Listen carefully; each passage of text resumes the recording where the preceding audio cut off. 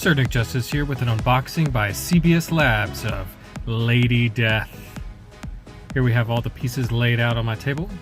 Looking at the base here, size 1 of 10. Go ahead and place that in with the magnetic lock.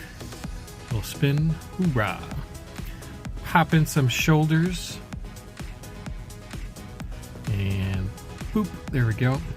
Go ahead and place the cape, super lightweight. Very awesome. Hides those seams. Go ahead and add the souls of the damned on the base here, each one magnetically locking into place, including this head. He's jealous of those legs.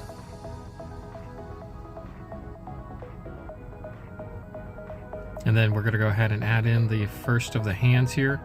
Go ahead and get the staff going on together. Look at that. Click. So fancy.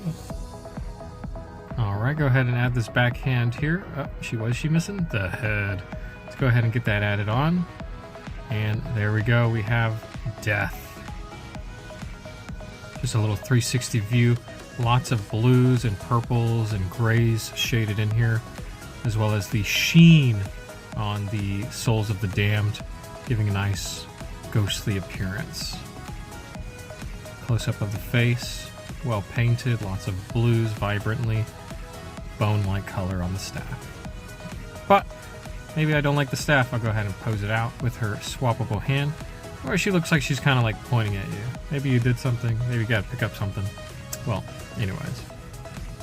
Go ahead and swap all that out. And that's right. We got the skeleton version of Death.